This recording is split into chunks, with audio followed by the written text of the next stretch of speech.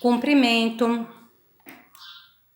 desapontamento, desejo, desculpa, despedida, dor, dúvida, estímulo, medo, reprovação, silêncio, surpresa. Então, uma simples interjeição pode ter diferentes significados. Então, vai depender do uso, da entonação, do contexto, tá? Então, tem que ficar atento a essa situação. Vamos iniciar a preposição. A preposição é invariável, ou seja, ela não varia em gênero, número e grau. E ela tem por finalidade ligar dois termos da oração para fazer uma relação de subordinação entre essas palavras. Geralmente é o segundo que subordina o primeiro. Tipos e exemplos de preposição. De lugar, o navio veio de São Paulo. De modo, os prisioneiros eram colocados em fila. De tempo, por 2 anos ele viveu por aqui. De distância, a 5 quilômetros daqui passa uma estrada. De causa, com a seca, o gado começou a morrer. De instrumento, ele cortou a árvore com o machado. De finalidade, a praça foi enfeitada para a festa. Vamos ler agora uma tirinha e fazer uma atividade sobre preposição. É incrível a importância do dedo indicador. Um patrão faz assim com o indicador e 3.000 operários vão para a rua. Ah, esse deve ser o tal indicador de desemprego de que tanto se fala. Pergunta.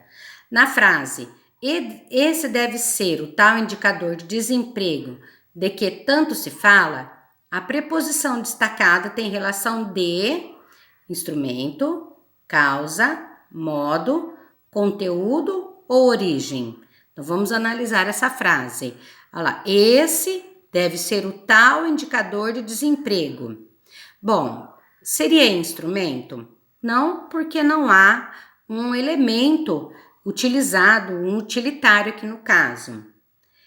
Modo? Não, porque não indica a madeira, a causa, a circunstância. O conteúdo? Não, porque não está relacionado a alguma substância, a algum contexto de se colocar algo dentro de algo. A origem?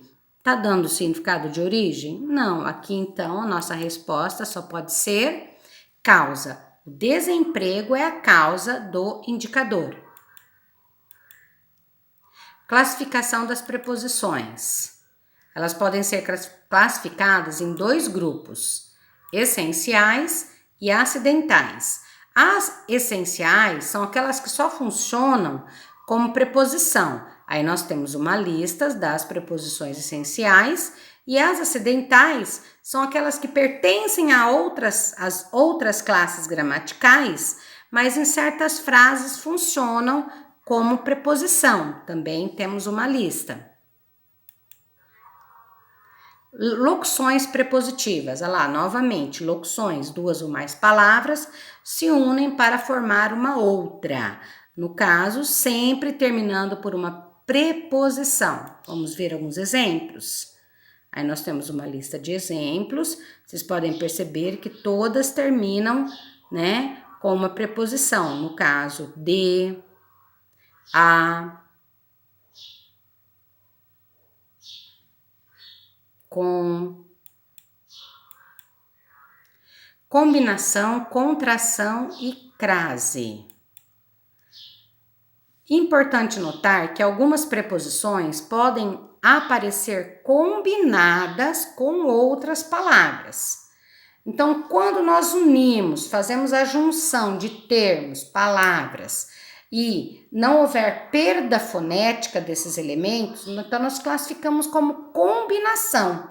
Vamos ver aqui alguns exemplos. Ao, aos, aonde, Então, essas palavras que nós temos aqui, elas não têm perda na fonética, no som. Eu só quero lembrar aqui o aonde, a diferença de aonde e onde, quando nós utilizamos. Onde indica um local fixo. Aonde é movimento, que significa para onde. Aonde você vai. Então, para onde? Onde você está, lugar fixo, só para não esquecer, aproveitando essa oportunidade. Diferente da combinação, a contração é quando duas ou mais palavras vão se unir, né? E uma das letras vai perder o som, existe uma perda fonética, e isso nós classificamos de contração. O do, que é a união de D mais O, dum, D mais um, desta, D mais esta, no, em mais o, neste, em mais este, nisso, em mais isso. Toda fusão de vogais idênticas forma uma crase. A, contração da preposição a mais o artigo a. Hoje nós não vamos fazer um estudo aprofundado de crase. Vai ficar para o final de classes gramaticais, tá, pessoal? Aquilo, contração da preposição a mais a, primeira vogal do pronome aquilo. Na língua cotidiana, falada ou escrita, aparecem as reduções pra, que é para a, e pro, que é para o. Essas palavras não pedem acento, já que se tratam de palavras átonas. Não tem o som forte, é som fraco. Porque quando fazemos o estudo de acentuação, nós temos átonas, né, e tônicas. Então, átonas são palavras que apresentam sons fracos e tônicas são fortes. Por exemplo, pé, é tônica. Este é um país que vai para frente, olha lá, é átona, não tem acento pra, hein, gente? Vá para casa e não pro botequim. Então, recordando, quando a gente fala pra e pro, pertence à linguagem informal. Portanto, você pode utilizá-la nas falas, né? Você pode utilizar na linguagem oral, comunicativa, desde que não seja um contexto que te obrigue a utilizar uma linguagem formal. Tá? Na linguagem escrita, como nós estamos falando em questão de escrita, para ser corrigido por alguém, é necessário que se faça para a, para o, não usar essas reduções. Principais relações estabelecidas pelas preposições. Então, a preposição, dentro de uma frase, de uma oração, ela estabelece uma relação entre as palavras. Então, nós temos de autoria, essa música é de Roberto Carlos, de lugar, estou em casa, de tempo, eu viajei durante as férias, modo ou conformidade, vamos escolher por sorteio, causa, estou tremendo de frio, assunto, não gosto de falar sobre política, fim ou finalidade, eu vim para ficar, instrumento, Paulo feriu-se com a faca, companhia, hoje vou sair com os meus amigos. Meio, voltarei a andar a cavalo. Matéria, devolva-me meu anel de prata. Posse, este é o carro de João. Oposição, o Flamengo jogou contra Fluminense. Conteúdo, tomei um copo de ou com vinho. Preço, vendemos o filhote de nosso cachorro a ou por R$300.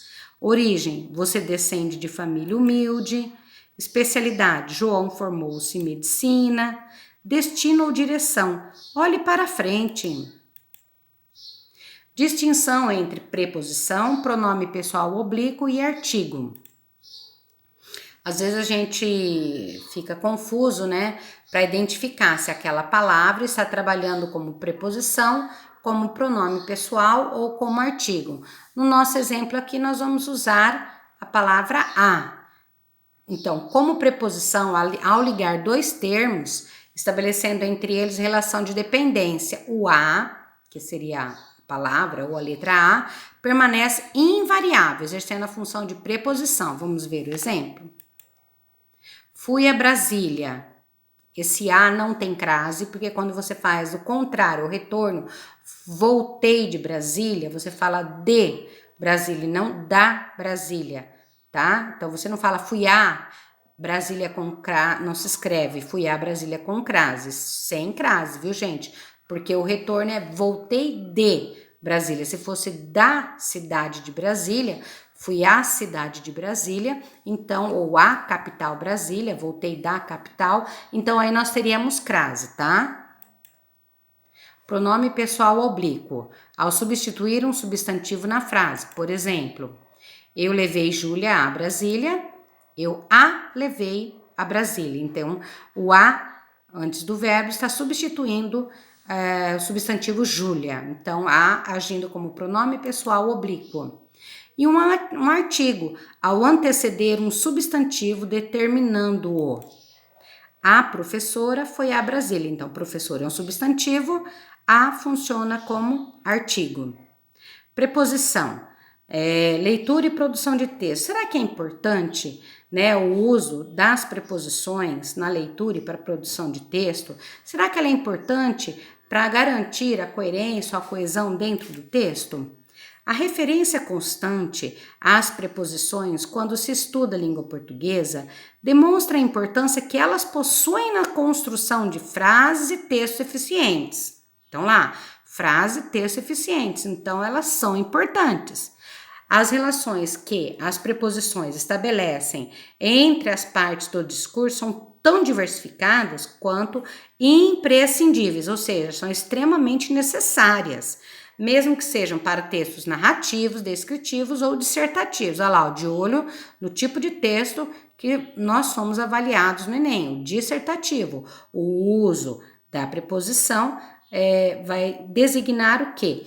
Noções de tempo, lugar, causa, assunto, finalidade, e elas costumam participar nessa construção da coerência textual, né? E para garantir o efeito de sentido dos discursos. Então, fiquem atentos aí, alunos. Então, preposição não é só para fazer a análise gramatical, mas na construção, né, do seu texto, né, o sentido que você quer dar, né, dessa lista que nós temos aqui. Então, fiquem atentos ao uso das preposições no texto discursivo, dissertativo, descritivo e narrativo.